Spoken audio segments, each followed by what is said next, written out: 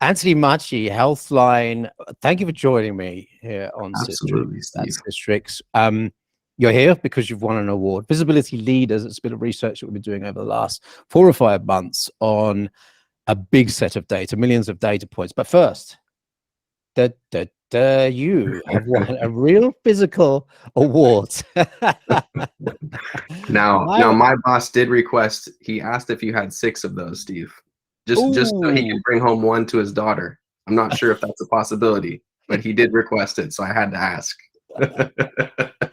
Well, I tell you what, if you come to Brighton, I'll give you 6 of these. Okay, there you go. Brighton SEO 2023. I'm ready. All right, I'm going to quickly explain what we did for this. There were the 4 winners, but in fact, there were 52,000 directories that we identified that were strong in their rankings, and we use ranking distribution to determine how strong a directory is. That is, of the keywords it ranks for, how many of those are ranking in the important, page 1. We measure down to page 10, so position 100.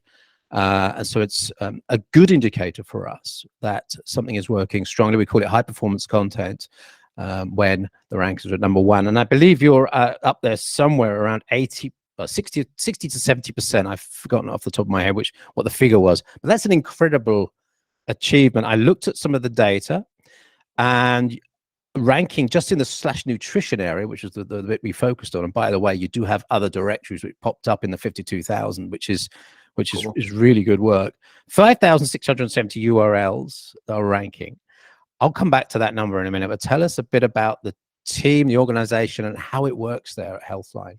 Yeah, I mean, the reason I'm so passionate about getting up in the morning is because our process really focuses on content integrity. And at the end of the day, it really is about meeting and just focusing on nutrition. It's about meeting the types and the intents behind the queries that folks are putting in, so that when they do click on our article, they're receiving something that not only meets their intent, but it's coming from someone who they build trust in as they read, and they understand the content in a way that's easily digestible. And it really does meet what they came to their phone or they came to their desktop for. And that's where our attention focuses every day. And so our content process orients around that reader first, human first kind of thinking. And it really starts from, creative, innovative, fun types of keyword research. I mean, we use tools, which I'm sure like everybody else does, to do certain types of gap analyses here and there. But honestly, the most fun keyword research comes from internal conversations and at the dinner table, and folks coming into work and saying, hey, I thought about this over the weekend, or hey, my spouse brought this to me. What do you think about this topic? Could we run with this? And it actually comes from us as a collective body of people who are also health searchers, and we bring that to our work as well. And so once it kind of comes through that creative keyword research process, we have editorial experts and doctors, health specialists working together. So if you think about, when you bring a health question into, let's say, a doctor's office, it's kind of ideal to have the answer to your question not only come from a doctor, which our answer does, but it's an editorial expert packaging the answer into a way that is very easily digestible for you to understand. We try to essentially write our content in more like a 8th grade reading level as kind of our center point to what we try to do, so that it's just easily digestible.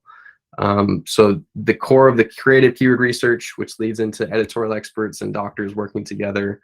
And then, we really try to meet your intent quickly within the article as well. That's always something we're trying to do, so you don't have to read far to get to your answer, but you actually get the answer somewhat up front. And then you have lots of questions you may not even have thought you had, but that we try to answer as well throughout the article. That's really refreshing to hear that, to be honest. Yeah. It's not always the strategy, but it's important for us. Yeah. I'm just going to take the opposite end of the spectrum. Recipes online at the moment is the exact opposite to that. I actually went out and bought some recipe books because the recipe sites are so bad in some cases. There's so much preamble. So refreshing to hear that. And also refreshing to hear that ideas are coming internally as well. And these are probably fresh ideas coming from news and stuff like this, new topics coming up, which sometimes you can't get from keyword research tools because the words themselves are fresh and new, and no one's really covering them yet. And social as well, I'll throw that in there. So, there's a news pipeline for us, there's a social pipeline. A lot of times editors are working on content, and as they're working on researching the content, working with their doctors, they have ideas that pop up for new content. So there's a pipeline for us to listen in that way as well. Very fun. It's the favorite part of my job, is that part of the keyword research, because it really does hit home for me as well. And I learn a lot about health topics in general. So it's a perk of being in that place. So I'm looking at URLs, ranking URLs in that directory alone, 5,670. How much of your work now is refreshing those URLs compared to the new content you create? It's a good question, because as you said, we have a large canon of content now. So if you asked me this question, 4 years ago, it was more like us producing probably 70% new content, give or take, maybe 30% updates. But over time, it shifted because we start to fill and cover more of the main topics that folks are searching about. There's always new topics that come into play every day. I believe it feels like there's new queries, even just in nutrition, that are happening that we didn't write on before. And I think Google has documented a lot of that too, how much of their query base is new, right? Exactly. Yeah. So we do the content model has now shifted, maybe closer to half and half, for us to keep content fresh and make sure that our content integrity stays up to date with the content that we currently have, just because our coverage base has gotten bigger. So over time, I'm sure, as it does for many people, we've naturally shifted towards focusing on freshness versus maybe focusing on covering areas that we haven't covered yet, just because our coverage model has gotten bigger. That's interesting. People are going to be interested in hearing that 50-50 refresh model is it's interesting when you get to this level of content that you have. That's the thing that's got to happen, freshness first. Can I ask how big is the team now working on nutrition? There's a huge amount of content. How many people working on it? Yeah, nutrition, I mean, in the range, it's, right now between 3 and 5 of the hands who touch that content in general. Our team is a fairly big in-house team, I think, compared to what I'm used to. And so over the years, it's been about that many people too, since its kind of inception in 2017. So it's fun to have multiple perspectives looking at the content too. I think that's really important, especially for keyword research. It's easy to just have one person doing all the keyword research for an entire base of a site, but we really have structured so that there's at least 3, sometimes 5 voices from SEO giving input, especially into the keyword research phase, so that there is a diversity of thought, opinion, angles. I mean, you could even look at the same keyword, but depending on who you are, you're going to approach that keyword differently, and how you write your notes that you pass on to editorial, right? Just based on your identity, based on your experience.